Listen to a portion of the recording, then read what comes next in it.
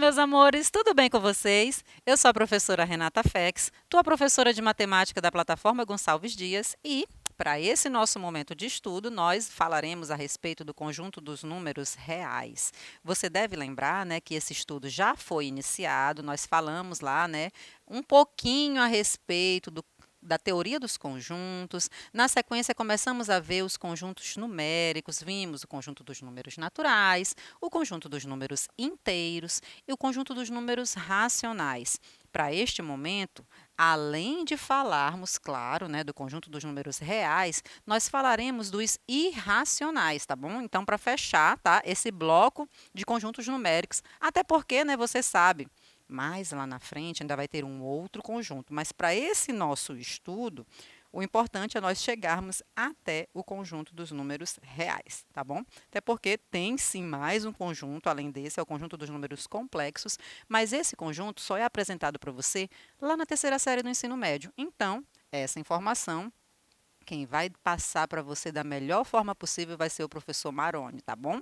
Então, como eu disse para vocês, o nosso estudo, nosso roteiro de estudo para esse momento é composto dos seguintes itens. Nós vamos falar, né, a respeito dos números irracionais, porquê da necessidade, como foi que surgiu, né, esse conjunto. Falaremos também a definição para números reais, falaremos a respeito das operações dentro desse conjunto dos números reais e, por fim, falaremos a respeito, né, da relação entre os reais e a reta, tá bom?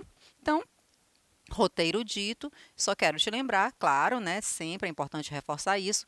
Caso você tenha perdido alguma aula ou ainda esteja em dúvida em relação a qualquer desses conteúdos que eu acabei de mencionar, vai lá no YouTube, no nosso canal oficial, Plataforma Gonçalves Dias, e lá tu tens acesso a todo o conteúdo. E não é só de matemática, não, viu, gente? Todo o conteúdo do ensino médio para as 3 séries, tá bom? Então, tá lá tudo à tua disposição, separado por série, por disciplina, tudo organizadinho no ponto, só para você escolher e dar o play, tá bom? Então, vamos começar e vamos já começar falando justamente a respeito dos números irracionais. Gente, quando nós estudamos lá o conjunto dos racionais, por muito tempo achou-se que esse conjunto era suficiente para a representação de a maioria das situações, né?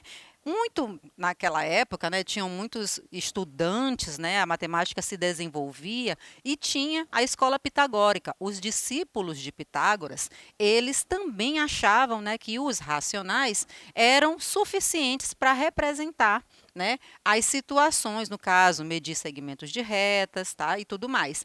Só que foi justamente esse grupo de estudantes, né, os discípulos de Pitágoras, foram eles que descobriram que, quando eles estavam, né, identificando a relação entre o lado e a diagonal do quadrado, acontecia que a gente encontrava o chamado segmento de reta incomensurável.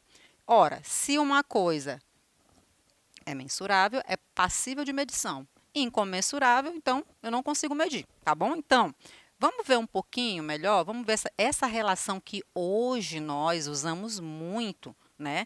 Que é o próprio teorema de Pitágoras, vem disso, tá bom? Então, qual era o objetivo aqui? O objetivo era identificar quanto valia, né, qual era a medida desse segmento aqui, que para nós, nesse quadrado, representa a diagonal dele. Então, eu tenho um quadrado de lado 1 e o objetivo é identificarmos a medida dessa diagonal. Claro, você deve lembrar, né, que quando traçamos essa diagonal, nós estamos dividindo esse quadrado em duas representações. E essas representações, né, recebem o nome de triângulo, com a característica de ser retângulo, certo? Então, bem aqui, ó, para um lado ou para o outro, tanto faz, nós temos triângulos retângulos. E para o triângulo retângulo, vale o teorema de Pitágoras. E o que mesmo o teorema de Pitágoras diz? Ele diz que a hipotenusa ao quadrado corresponde à soma dos quadrados dos catetos. Aqui no nosso caso, aplicando o teorema de Pitágoras, ó, eu já estou fazendo as substituições. Por quê? Quem é a hipotenusa no nosso caso? A hipotenusa está representada pela diagonal, tá? Então, hipotenusa ao quadrado igual à soma dos quadrados dos catetos. No caso, né, o lado do quadrado vale 1, a mesma medida, então temos 1 ao quadrado mais 1 ao quadrado. Esses quadrados já valem 1 e eles somados correspondem ao 2. Veja que nós temos essa igualdade aqui, ó, d ao quadrado igual a 2. Então, para nós descobrirmos quanto d vale, nós precisamos, né, tirar a raiz quadrada desse 2, tá? É equivalente a calcular a raiz quadrada em ambos os membros, tá? E aí, né, a raiz é eliminada com o próprio expoente no primeiro membro e no segundo membro, né, resta apenas o raiz de 2. Veja, bem aqui, o nosso grande objetivo, né, já que nós precisamos medir essa diagonal para esse quadrado específico, o nosso grande objetivo é identificar qual que seria o número, né, que quando é elevado ao quadrado, tem como resposta justamente esse 2. Gente, nós precisamos, no caso aqui, sem uso de calculadora, claro, né? Que essa calculadora ela já vem para facilitar a nossa vida, só que em alguns outros aspectos, nesse momento aqui, é importante você aprender um método chamado de aproximação sucessiva, e esse método ele é relativamente simples, tá? Porque qual é o teu objetivo? Gente, tu elevou, né, uma variável ao quadrado, e tem como resposta o raiz de 2. Então, nosso objetivo é, através dessa chamada aproximação sucessiva, chegar o mais próximo possível daquela informação. Que número que elevado ao quadrado resulta em 2. Então, aqui, ó, começamos a testar. Começamos fazendo 1 ao quadrado e 2 ao quadrado. Ora, o quadrado de 1 é o próprio 1, que é um valor menor do que 2. O quadrado do 2 resulta em 4, que agora é um valor maior que 2. E o que a gente já estabelece aqui como primeira relação? A gente já pode afirmar que esse raiz de 2, ele está compreendido, ele está entre o 1 e o 2, certinho? Então, eu tenho 1, a raiz de 2 está pelo meio e eu tenho o 2, tá bom?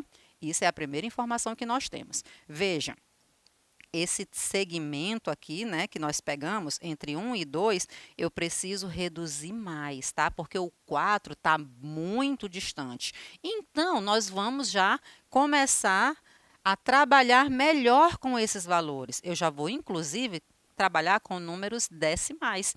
E aqui, né, geralmente, nós escolhemos os números mais próximos do meio. Por exemplo, vamos testar agora o 1,4 ao quadrado e também o 1,5 ao quadrado. Veja o que aconteceu. Quando fazemos 1,4 ao quadrado, nós temos como resposta o 1,96. E aqui, ó, manteve, né? Eu tenho um número que é menor do que 2. Por outro lado, quando nós fazemos 1,5 ao quadrado, nós já temos como resposta o 2,25. Veja que eu saí lá do 4 e já vim mais perto, né? Então, eu já tenho agora 2,25. É um valor maior do que 2, mas não tanto quanto aquele 4 lá. Então, eu já estou começando a me aproximar mais desse resultado aqui, que é o raiz de 2, tá? Então, o que a gente já pode afirmar aqui? Eu tinha um segmento, né, entre 1 e 4, e agora eu já estou trabalhando num tamanho bem menor, né, que aqui no caso é entre 1,4 e 1,5. E esse raiz de 2 está entre essas duas informações. Veja que nesse exemplo aqui, né, nessa etapa desse método de aproximações sucessivas, o que nós fizemos? Começamos a trabalhar com um algarismo após a vírgula. Então, trabalhando com decimais, só que eu coloquei apenas um algarismo após a vírgula. O que faremos no próximo passo? Vamos testar agora com 2 algarismos após a vírgula. E quais seriam esses algarismos? Olha só, estou testando o 1,41 ao quadrado e também o 1,42 ao quadrado. Calculando esses quadrados, perceba que 1,41 elevado ao quadrado traz como resposta 1,9881, que, de fato, né, número menor do que 2. Por outro lado, quando eu faço o 1,42 ao quadrado, olha o número que eu encontrei, 2,0164. Perceba que aqui, ó, mais uma vez, né, a gente já pode, né, novamente trabalhar colocando aquele raiz de 2 entre essas informações, tá? Justamente porque, por conta desses resultados aqui que nós acabamos de achar, nós já podemos afirmar que esse raiz de 2, ele está compreendido entre o 1,41 e o 1,42, tá? Renata, espera aí, deixa eu ver se eu estou entendendo. Então, quer dizer que eu vou aumentando a quantidade de dígitos após a vírgula para ver o quão eu me aproximo daquele valor? Sim, gente, se você pensou desse jeito, você está pensando exatamente da forma como nós estamos fazendo aqui. Vou mostrar para vocês mais um passo, tá? Que seria agora colocando um terceiro dígito após a vírgula, no caso aqui, ó, 1,414 ao quadrado e 1,415 ao quadrado. Perceba que as informações encontradas, elas se mantêm, né, no mesmo padrão. 1,414 ao quadrado dá um resultado menor do que 2 e 1,415 ao quadrado dá um resultado maior do que 2. Então, veja que todo tempo, quanto mais eu aumento a quantidade de dígitos após a vírgula, mais próximo, né, nós conseguimos chegar lá daquela informação que é o nosso objetivo, né, saber qual é o número que elevado ao quadrado tem como resposta o 2, mas perceba que por mais que a gente trabalhe aumentando casas após a vírgula e tudo mais, o que está acontecendo? Gente, por mais que a gente faça isso repetidas vezes, o que a gente vai perceber? A gente não vai conseguir, né, uma representação decimal exata e nós também não vamos conseguir obter a chamada dízima periódica, porque aí, caso nós encontrássemos uma representação decimal exata ou mesmo uma dízima periódica, esse número seria o quê? Um número racional, que nós já estudamos. E não é o que vai acontecer aqui. Por mais que nós, né, nos esforcemos em pensar em um dígito para aproximar dessa informação, a gente não vai conseguir nem encontrar um decimal exato e tampouco uma dízima periódica. E o que a gente conclui com isso? A gente conclui que o número raiz de 2, ele não é racional. Uma curiosidade, claro, né, a tecnologia vem para nos auxiliar e, com auxílio computacional, foi possível, né, calcular esse raiz de 2 para uma quantidade que eu nem vou fazer a leitura do número aqui, realmente é apenas uma curiosidade. Olha, só para você perceber aqui que não há repetição, a gente não consegue identificar características de dízima periódica nesse número. Perceba aqui, ó, temos 1,41, 42, 13, 56, a gente não repete. Não tem, a gente não consegue visualizar um padrão. E veja a quantidade de algarismos após a vírgula. Seria, né, comparado àquela técnica de aproximação que a gente mostrou para vocês apenas chegando até o terceiro dígito após a vírgula. Então, gente, mais uma prova de que esse número, o raiz de 2, ele não é um número racional. Ora, se ele não é racional, aqui nós já apresentamos para você a definição do chamado número irracional. Gente, é bem parecida, tá? Aquilo que é racional, para você descobrir o que é irracional, é só você negar o racional. Então, lá no racional, nós aprendemos que tem representação decimal finita ou pode ser representado como uma dízima periódica. Aqui, no caso do irracional, nega aquilo que eu acabei de mencionar, tá? Então, olha só. Todo número cuja escrita decimal é infinita, ou seja, você vai sempre conseguir encontrar um dígito, né, após a vírgula, né, sempre vai aumentando a quantidade de dígitos, ou até mesmo, né, essa representação escrita decimal é infinita e não periódica, né, que é a característica também, isso vai ser para nós chamado de número irracional. Então, veja, agora eu tenho dois conjuntos, tá? Nós estudamos os racionais e agora, a partir desse exemplo aqui, né, constatado a partir dos discípulos de Pitágoras, nós acabamos de descobrir um novo conjunto, que no caso é o conjunto dos números irracionais. E aqui há alguns exemplos, tá? Exemplos que a gente encontra, sim, no nosso dia a dia e também resolvendo alguns exercícios. As raízes quadradas de números naturais, cujos radicandos não sejam quadrados perfeitos. Aqui alguns exemplos: raiz de 3, raiz de 6, de 5, menos raiz de 2, menos raiz de 7. Detalhe, esse menos está fora da raiz, tá bom? Por quê? Porque aqui nós temos raízes quadradas, tá bom? Outro exemplo, todas as raízes cúbicas de números naturais cujos radicandos não sejam também cubos perfeitos. Aqui, como exemplo, raiz cúbica do 2, raiz cúbica do 4, raiz cúbica do 5, raiz cúbica do 225. Temos também o resultado de algumas operações, né, envolvendo um racional e um irracional. Veja aqui, 2 raiz de 3, lembra que aqui é uma multiplicação. Temos 3 menos a raiz cúbica do 20. Temos também o 4 dividido pela raiz sexta do 3 e temos o 8 adicionado à raiz quinta do 8. Então, aqui nós também temos exemplos, né, de números irracionais. Agora sim, falaremos do chamado conjunto dos números reais. E quem que seria esse conjunto? A representação dele, gente, eu digo isso para todos os meus alunos.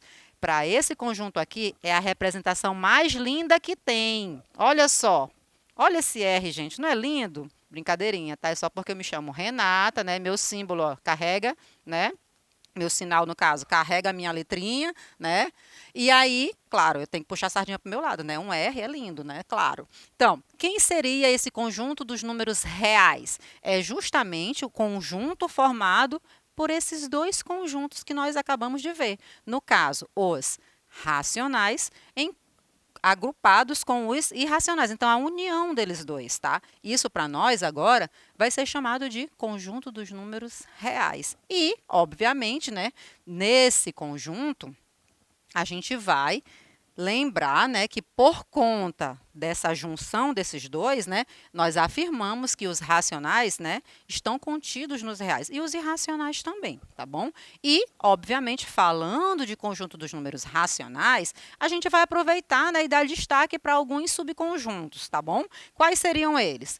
Reais não negativos, você já entendeu, né, a questão do uso do sinal para nomenclatura, tá? Temos também os reais não positivos e temos, né, os reais não nulos. Gente, não esquece, tá, que para eu chamar de conjunto dos reais positivos, eu preciso excluir o zero, tá? E a mesma coisa aqui para chamar de conjunto dos reais negativos, tá bom? E a especificidade, tá, da escrita, no caso, quando você sempre observar o asterisco, ele já é aquela ideia de exclua o zero. Belezinha? Então, aqui, né, nada muito diferente daquilo que a gente já vem comentando. Quando estudamos os naturais, nós vimos também, né, que tem a questão das operações neles. Quando ampliamos esses naturais para os inteiros, nós percebemos que os naturais estavam contidos nos inteiros, né, e lá os inteiros já tinha a presença, né, dos negativos, dos positivos, tá bom? E a mesma ideia foi aplicada para os racionais. Então, gente, se eu, aqui neste ponto eu estou fazendo destaque, tá, dos racionais, aqui deixo bem claro para você que todos os outros conjuntos que eu já mencionei, naturais, inteiros, próprios, racionais e os irracionais, todos eles já estão dentro do conjunto dos números reais, tá bom? E, claro, vale para os outros subconjuntos. Aqui eu estou dando destaque apenas para 3, mas tem natural, tem inteiro, tem racional, tá bom? É para que você perceba que esses conjuntos, todos eles fazem parte desse nosso conjunto maior, que é chamado de conjunto dos números reais. Como na sequência aí, nós falamos agora a respeito das operações. Renata, tu vai falar todas as operações? Gente, calma. Perceba que nós já definimos, né, tanto a adição quanto a multiplicação para os outros conjuntos, e todos eles fazem parte desse nosso conjunto maior aqui da letra mais bonita do alfabeto, tá? Então, significa dizer que tudo que vale para os outros conjuntos, como nós nos reais eu tenho uma junção, vai valer também dentro dos reais, tá? Então, as mesmas propriedades que já foram vistas lá permanecem válidas aqui nesse conjunto, tá bom? E, claro, a subtração, ela também é definida, a subtração e a divisão, tá? Parte finalzinho, né, nós vamos falar agora a respeito dos números reais e da reta. Aqui é só para que você perceba a identificação de alguns números na reta, tá? Então, aqui, ó, a reta, de acordo com a ideia lá de números inteiros que nós aprendemos, tá? Na sequência, vamos colocar alguns, né, racionais, e aqui, ó, temos o registro no formato de fração, tá, para nós identificarmos, e também, né, vamos aproveitar essa escrita e já apresentar para vocês alguns racionais e irracionais, tá? Apenas para efeito de identificação, tá bom? Espero que vocês tenham compreendido. Um beijão para vocês e até a próxima aula. Tchau, tchau!